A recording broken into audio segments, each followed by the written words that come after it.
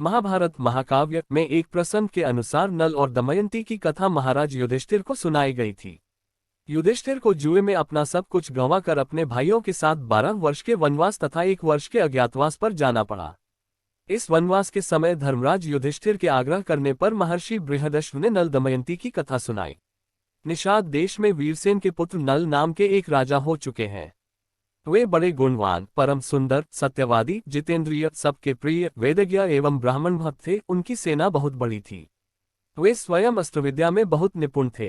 वे वीर, योद्धा, उदार और प्रबल पराक्रमी भी थे। उन्हीं दिनों विदर्भ देश में भीष्मक नाम के एक राजा राज्य करते थे। उन्होंने दमन ऋषि को प्रसन्न करके उनके वरदान से 4 संतानें प्राप्त की, 3 पुत्र दम, दांत और दमन एवं एक दमयंती नाम की कन्या। दमयंती लक्ष्मी के समान रूपवती थी। निषद देश से जो लोग विदर्भ देश में आते थे वे महाराज नल के गुणों की प्रशंसा करते थे। ये प्रशंसा दमयंती के कानों तक भी पहुंची थी। इसी तरह विदर्भ देश से आने वाले लोग राजकुमारी के रूप और गुणों की चर्चा महाराज नल के समक्ष करते। इसका परिणाम ये हुआ कि नल और दमयंती एक दूसरे के प्रति आकर्षित होते गए। दमयंती का स्वयंवर हुआ, जिसमें न केवल धरती के राजा बल्कि देवता भी आ गए। नल भी स्वयंवर में जा रहा था। देवताओं ने उसे रोककर कहा कि वो स्वयंवर में न जाए। उन्हें ये बात पहले से पता थी कि दमयंती नल को ही चुनेगी। सभी देवताओं ने भी नल का रूप धर लिया। स्वयंवर में एक साथ कई नल खड़े थे। सभी परेशान थे कि असली नल कौन होगा, लेकिन दमयंती जरा भी विचलित नहीं हुई। उसने आंखों से ही असली नल को पहचान लिया। सारे देवताओं ने भी उनका अभिवादन किया। इस तरह आंखों में झलकते भावों से ही दमयंती ने असली नल को पहचानकर अपना जीवन साथी चुन लिया। नव दंपति को देवताओं का आशीर्वाद प्राप्त हुआ। दमयंती निषद नरेश राजा नल की महारानी बनी।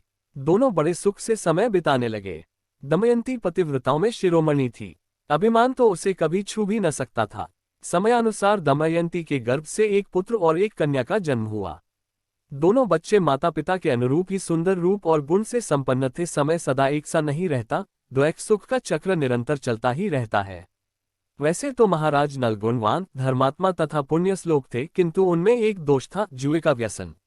नल के एक भाई का नाम पुष्कर था। वह नल से अलग रहता था। उसने उन्हें जुए के लिए आमंत्रित किया। खेल आरंभ हुआ। भाग्य प्रतिकूल था। नल हारने लगे। सोना, चांदी, रथ, राजपाट सब हाथ से निकल गया। महारानी दमयंती ने प्रतिकूल समय जानकर अपने दोनों बच्चों को विदर्भ देश की राजधानी कुंडिनपुर भेज दिया।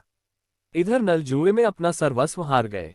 उन्होंने अपने शरीर के सारे वस्त्राभूषण उतार दिए। केवल एक वस्त्र पहनकर नगर से बाहर निकले। दमयंती ने भी मात्र एक साड़ी में पति का अनुसरण किया। एक दिन राजा नल ने सोने के पंख वाले कुछ पक्षी देखे। राजा नल ने सोचा, यदि इन्हें पकड़ लिया जाए तो इनको बेचकर निर्वाह करने के लिए कुछ धन कमाया जा सकता है। ऐसा विचार कर उन्होंने अपने पहनने का वस्त्र खोलकर पक्षियों पर फेंका। पक्षी वह वस्त्र लेकर उड़ गए। अब राजा नल के पास तन ढकने के लिए भी कोई वस्त्र न रह गया। नल अपनी अपेक्षा दमयंती के द्वैक से अधिक व्याकुल थे। एक दिन दोनों जंगल में एक वृक्ष के नीचे एक ही वस्त्र से तन छिपाए पड़े थे। दमयंती को थकावट के कारण नींद आ गई। राजा नल ने सोचा, दमयंती को मेरे कारण बड़ा द्वैक सहन करना पड़ रहा है। यदि मैं इसे इसी अवस्था में यहीं छोड़कर चल दूं तो ये किसी तरह अपने पिता के पास पहुंच जाएगी। यह विचार कर उन्होंने तलवार से उसकी आधी साड़ी को काट लिया और उसी से अपना तन ढककर तथा दमयंती को उसी अवस्था में छोड़कर वे चल दिए। जब दमयंती की नींद टूटी तो बेचारी अपने को अकेला पाकर करुण विलाप करने लगी। भूख और प्यास से व्याकुल होकर वह अचानक अजगर के पास चली गई और अजगर उसे निगलने लगा। दमयंती की चीख सुनकर एक व्याध ने उसे अजगर का ग्रास होने से बचाया, किंतु व्याध स्वभाव से दुष्ट था। उसने दमयंती के सौंदर्य पर मुग्ध होकर उसे अपनी काम पिपासा का शिकार बनाना चाहा। दमयंती उसे शाप देते हुए बोली, यदि मैंने अपने पति राजा नल को छोड़कर किसी अन्य पुरुष का चिंतन किया हो तो इस पापी व्याध के जीवन का अभी अंत हो जाए। दमयंती की बात पूरी होते ही व्याध के प्राण पखेरु उड़ गए। दैवयोग से भटकते हुए दमयंती एक दिन चेदिनरेश सुबाहु के पास और उसके बाद अपने पिता के पास पहुंच गई। अंततः दमयंती के सतीत्व के प्रभाव से एक दिन महाराज नल के दुखों का भी अंत हुआ। दोनों का पुनर्मिलन हुआ और राजा नल को उनका राज्य भी वापस मिल गया।